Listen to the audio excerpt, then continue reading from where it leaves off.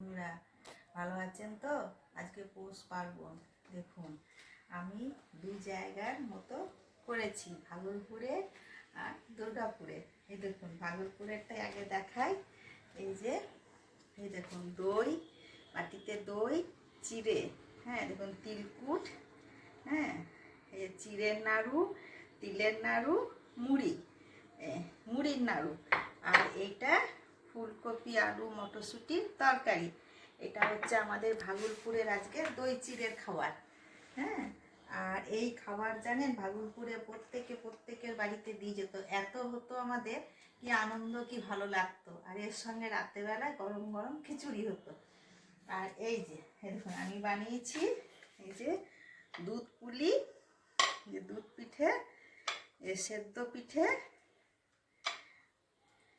সেদ্ধ পিঠে, আর এই পাটিসাপটা। হ্যাঁ, এটা হচ্ছে আজকে আমার পৌষ পার্বণ। আপনারাও নিশ্চয়ই বানিয়েছেন বাড়িতে সবাই। তাহলে দেখে বলবেন আমার ভাগলপুর দুর্গাপুরের পৌষ পার্বণ কেমন হলো, কেমন লাগলো। আর এটাতে একটু বেশি বেশি করে ভিডিওটাতে লাইক করুন, শেয়ার করুন, সাবস্ক্রাইব করুন। আর একটা জিনিস আপনাদের দেখাই, আমার টিভি ইউনিটে জিনিসগুলো আমি কেমন কালেকশন করে সাজিয়েছি, একটু দেখুন।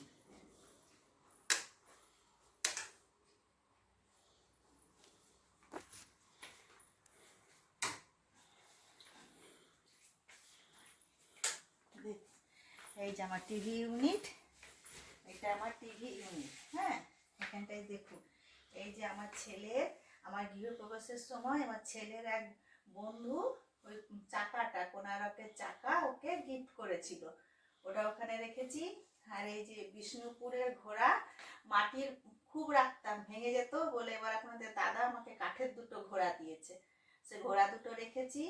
আর এই যে এই দেখুন এটা আমার ছেলে নিজে এনেছে কোনারকের মন্দির, ও তো ভুবনেশ্বরে থাকে, কোনারকের মন্দির পাশে একটা কোনারকের চাকা, এটা অনেক বছর আগে আমার এক বান্ধবী আমাকে দিয়েছিল। আর তার সঙ্গে এই দেখুন এটা সেরামিকের ডলফিন। হ্যাঁ, আর এই যে নিচে দেখুন কৃষ্ণনগরের মাটির বক, বকের দেখুন ফিনিশিংগুলো কি সুন্দর, দুটো বড় তিনটে বাচ্চা। আর এইখানে ওই কৃষ্ণনগরী পায়রা, দুটো বড় পায়রা, দুটো বাচ্চা পায়রা। আর এই যে সাঁওতালি নাচ করছে। আর এই একটা গরু বাছুর, এটা আমি কিনেছিলাম, এবার দেখুন কেমন লাগছে। আর এই যে এখানটা তো একটু সাজিয়েছি, এই করে এগুলোটা কি ভুলেও যাচ্ছে, এটা কি বলে, কাছিম না কচুয়া, ব্যাং, আর এই যে লাফিং বুদ্ধা একটু সাজিয়েছি। আর এই কোণে একটুখানি কর্নার র্যাক না করে আমি কাঁচ দিয়ে করেছি।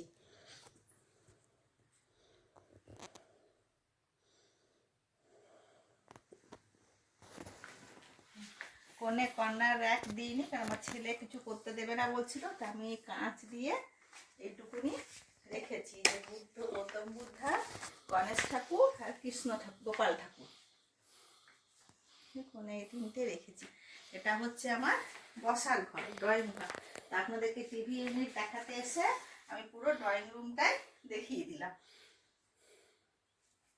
এবার আমাকে একটু বলবেন আমার সাজানোটা কেমন হয়েছে, আপনারা বললে আমার খুব ভালো লাগবে শুনতে।